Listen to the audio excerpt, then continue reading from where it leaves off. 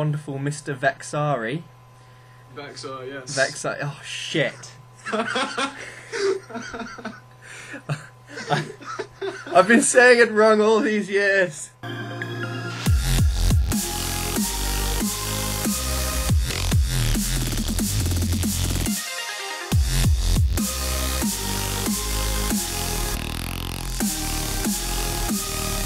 Hello and welcome to Producer Spotlight number 11. Today I am joined by the splendiferous Mr. Davies. You might know him better as Portanexus. If you haven't heard of this guy yet, don't worry, because he is rapidly rising through the ranks and is just about to bring out his new EP, which is going to rock your socks, so to speak. So yeah, if you are new to my Producer Spotlights, they're not really focused on the music and his process, they're more focused on him as a person, so yeah, that's the kind of questions we're going for today. Now, this is actually a very special moment for me, as this is the first time I'm interviewing someone who I've actually met in person as well, and it was a truly magical moment. We braved the rain to find each other outside Debenhams in Bournemouth.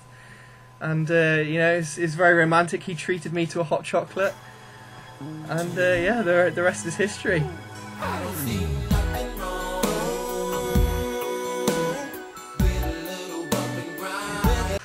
So, yeah, let's start with the basics. What DAW do you use and why? I'm currently using Ableton Live just because I like its workflow, and I think like all the effects and like instruments it comes with, just like straight out the package, really nice, and they're kind of ignored because of the availability of other plugins and stuff. But no, I just got used to it. It's just when you've used something for so many years, you just don't want to change, and you just get so used to it that you can work quickly, you know? Yeah, definitely. I mean, I started on Reason and then tried switching to Ableton, and I was shocked at how good the like basic package you get to play with at the start is. Like, it's really impressive. So you've recently joined the Section Z family and had a few releases with them. What would you say is the best thing about joining them? I think the best thing about Section Z is that it's like a community. It's not just a label, you know, where it's like just a name you can release your music under. It's, you know, you just become friends with everyone, I guess. Because I mean, I've met people like, Castor, who I did a remix for not too long ago, and other people as well. And no, the guy who owns it, who we call Z, is, I think, one of the smartest and most intelligent people I've spoken to in like this sort of online community thus far. Wow. So very happy to be with them, definitely. You've been producing for a long time now. What made you start? I think it could have been a lot of things. I mean, when I was very young, my dad would always play around with like really old software. I mean, we're talking about 2002 sort of time. So this was when DAWs were really limited. I think it was like Fruity Loops, original Fruity Loops. Yeah. Just to play around with, and I just like sit on his lap as a little toddler and mess around with stuff. I didn't really come back to it until the soundtrack from certain video games inspired me to start making music again. Because, I mean, I listened to that and I thought, like, I want to do this. In my naive sort of mind, I thought, yeah, I'm going to do this. I'm just going to run into it and just, like, make things. Yeah, and no, I can definitely relate. Of course, you learn that it just doesn't work like that, but... No, video game music played a big part for me as well. What video game in particular? Are there any that come to mind? Not particularly any one. Just the fact that I heard it and I just found something different to, like, the pop music I'd be hearing on the radio or whatever, just because, I mean, like, it was an escape. I mean, at that age, I mean, like, what, year 7, at the age of about 11, yeah? You don't listen to pop music, you get bullied. There we go. So, no sob stories, but, like, I just found it very different and sort of quite unique, because at that time, at age whatever it was, I didn't really have that much of an exposure to different styles. Mainly because whole sharing music on the internet thing hadn't kicked off to the extent it quite has today. Right. Mhm. Definitely.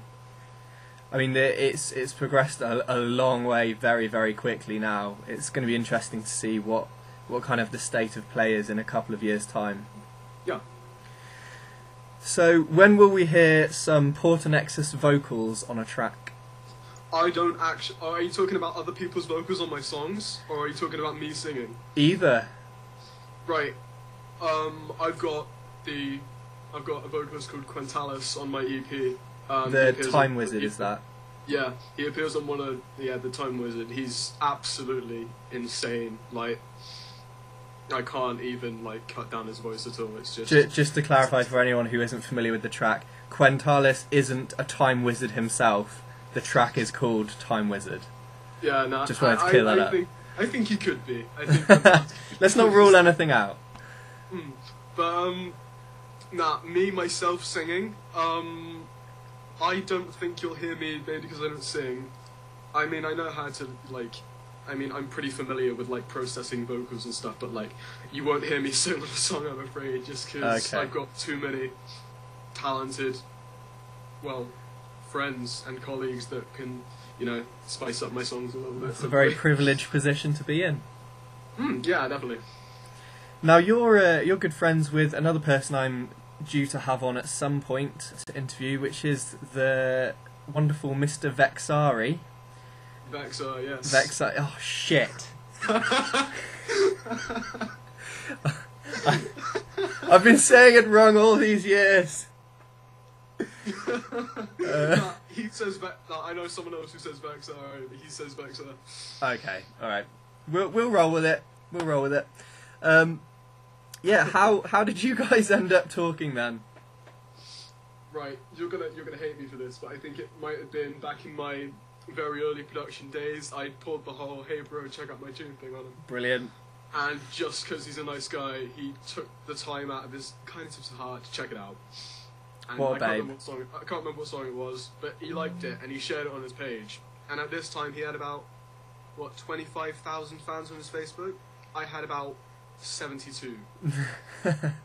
So that was a pretty big push for me. And yeah, we've just been talking ever since. I mean, I think the reason we haven't really made any stuff together yet is because of time constraints and the fact that, like you said, there's a really, really big jump between Reason, which is what he uses, and Ableton. It's very, very hard to work together. I reckon if I ever saw him in person, which is quite unlikely at this point because of distance, I'm convinced we'd put something down. But yeah, that's how me and him got talking. That's cool. I mean, it's pretty crazy, isn't it, how fast you can build relationships online with other producers purely through a shared love of the same kind of music, and even though you've never met each other, you can still be really good mates. Yeah, definitely. So if you could collaborate with any producer or vocalist, alive or dead, who would it be? Alive or dead? Oh man. Right. Am I allowed to do producer and vocalist, or have I got? Yeah, go for it. Why not? Producer, I'm gonna have to. No, I'm gonna do vocalist first. I'm gonna say Ellie Goulding, because she's alive, of course, but I just love her voice. I'm absolutely Because she's alive. Yeah. I just want to clarify that she is in fact alive. But no, I would love to make a song with Ellie Goulding just because. She's just perfect, isn't she? No, I'm going off into my own little world there. Producer, I'm gonna have to say, this is too hard. There are too many. There's too many. But if I had to pin it down to one, it would be probably Space Laces, actually. Okay, yeah. Space Laces is a genius. The enigma that is Space Laces. I just hear some of his sound design and I just think, what?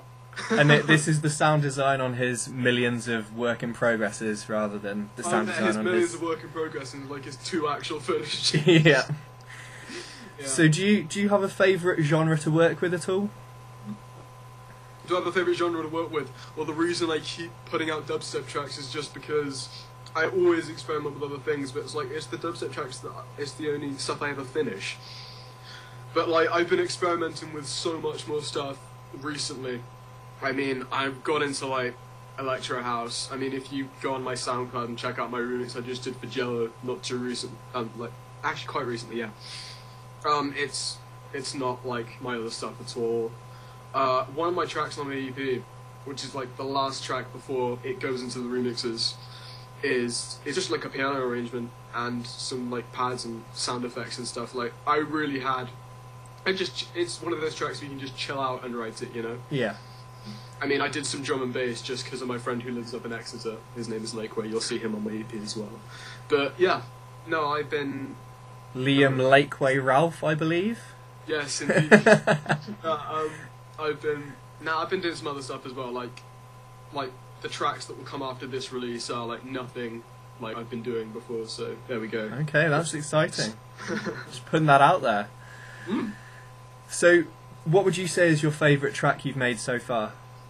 I can't say I've got one, but Okay. if I had to pin it down, then it probably I don't know. I think it would be my Castor remix that I did because I got told, like, I was put on a tight deadline for that, and it was just like the rush of wanting to impress people Yeah. and also wanting to write a really good track at the same time. It was just like it all just came out. It just came out, and I had so much fun writing that. So you know. Well, I mean, it shows it's a great remix, so definitely. Do you remember the first dubstep song you ever heard? It's between Piano Tune by Bar 9 and Okay. Excision and Datsik Swagger. Oh, two It's between those classics. two. So Two yeah, it's back absolute in classics. 2010 basically. So you were given quite a strong introduction then. Nah, I got into that style about a month before Skrillex released Scary Monsters and Nice Sprites. Nice. So when I heard that, I wasn't quite as shocked as everyone else who had more experience with it would have been, but I was still like, this is different. This is definitely something else. Yeah, one of my claims to fame is that I posted Scary Monsters and Nice Sprites on my friend's wall, like, oh my god, check this out, when it had 50,000 views. I'm pretty pleased with that. Who would be your favourite act to go and see live? My favourite act to go and see live, or I have seen live? Well, yeah, if you've seen lots of acts, then yeah, who have you seen live and who was the best? Alright, I've seen live, it was between Pendulum, when they were still around, and Chase and Status. Like, Chase and Status' most recent show. Okay. Because both of them, like, the music and the visuals just, like... Yeah, I've seen Chase and Status as well, and it was like just an overall like sensory overload. Like you've got the epic music and then the big visuals, and it's just like yes. I mean, I've seen like other people. I've seen like DJs like Datsik and Flux Pavilion and Skrillex live as well. But I don't think it quite compares to like the live feeling that you get from, like stuff like Pendulum and Chase and Status. I guess with them as well, with for example Chase and Status, they play the guitar live and that, whereas with DJ sets, it's not quite that same live atmosphere, is it? And it's still that same energy, but it's not, the same sort of feeling, if you know what I mean. Yeah. Act 2C live? Oof, I don't know. I think The Prodigy. Oh, good call. It's the same sort of thing, and Yes. they were really, I think they're on I think they're on in my hometown in a couple of days' time, but the tickets just sold out so early. Not good. Man, I would have driven to Bournemouth for that. At one point, I do really want to catch them live. I hate you right now. I hadn't even realised how much I want to go and see The Prodigy until you've just said that. First world problems, man. First world problems. Yeah. So, if you were on a desert island, who would you want to be on there with? Are we talking specific person or pretty vague answer? We're delving deep into your soul here. Any Delving deep into my soul, just a hot girl would be nice.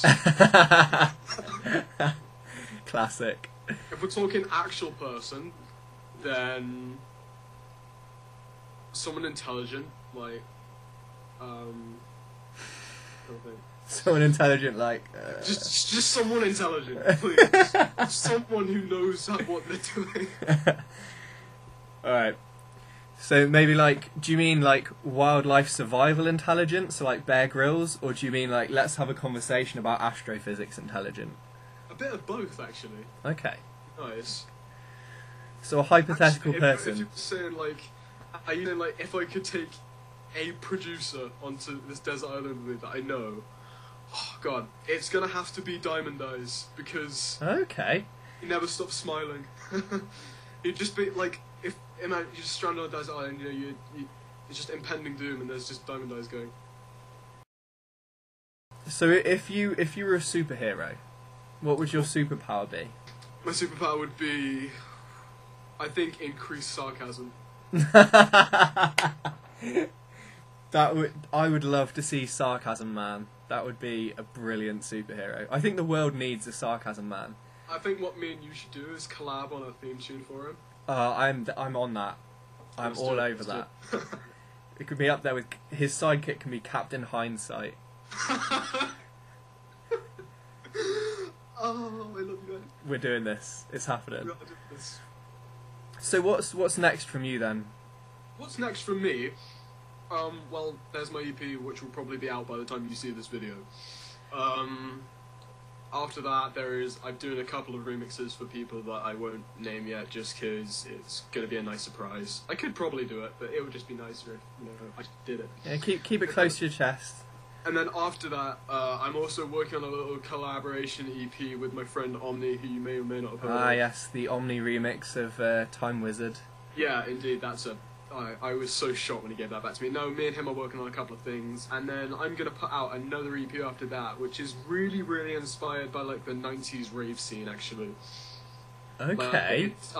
It's a lot different to what I usually do, but it's like the old 90s style, you know, like Alternate and Teen 99.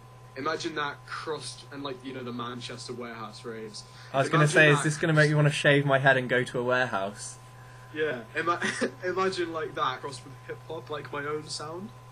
Okay, I'm very excited about that. Honestly, if it was practical, and if I had anything to show, I'd play like some of the ideas I have over this, but I'll keep it for when it's ready.